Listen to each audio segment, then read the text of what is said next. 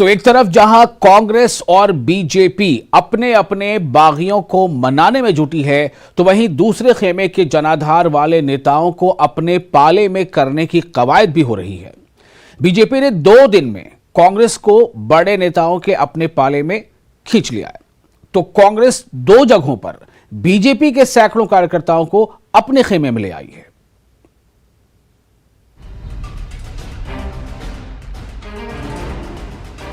पहले विजय सिंह मनकोटिया और अब प्रकाश भूटानी। कांगड़ा से चंबा तक 2 दिन में इन 2 दिग्गज नेताओं को अपने पाले में खींचकर बीजेपी ने कांग्रेस को बड़ा झटका दिया है।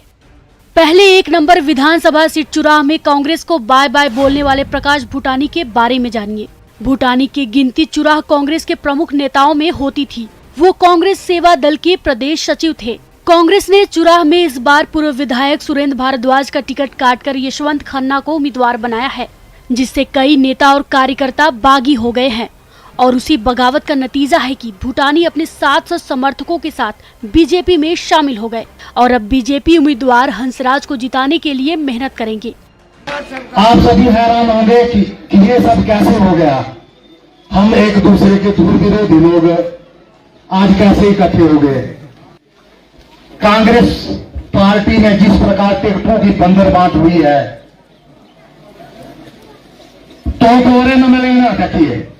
कांग्रेस ने जिस तरह से टिकटों की खरीद फरोख्त करी है, उससे दुखी होकर के लगभग 722 परिवारों ने जो है वो आज भारतीय जनता पार्टी का दामन थामा है, जिसमें भाई प्रकाश भूटानी जी ने जो है वो भारतीय जनता पार्टी में सहयोगी के नाते जो है वो भारतीय जनता पार्टी में शामिल हुए हैं। मैं प्रकाश भूटानी जी का बहुत बहुत स्वागत करता हूँ।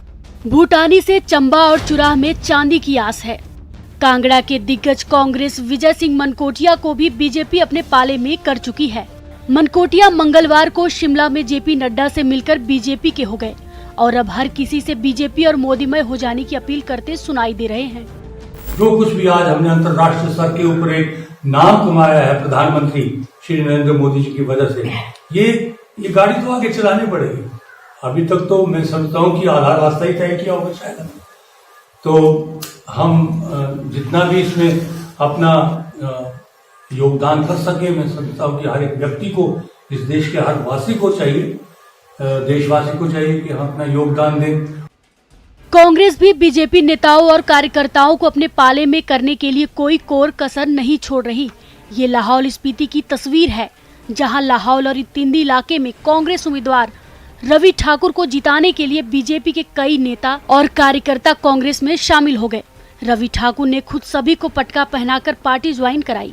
कुछ ऐसा ही नूरपुर में भी हुआ, जहां सुखार पंचायत के सैकड़ों बीजेपी कार्यकर्ता कांग्रेस में शामिल हो गए। बीजेपी के इन कार्यकर्ताओं ने कांग्रेसी होकर अब कांग्रेस उम्मीदवार अजय महाजन को जिताने का संकल्प लिया है। मगर चुनावी रस्साकशी के इस खेल में अब तक बीजेपी का पलड़ा कांग्रेस से भारी दिख रहा है। Bureau report, news 18 Himachal Pradesh.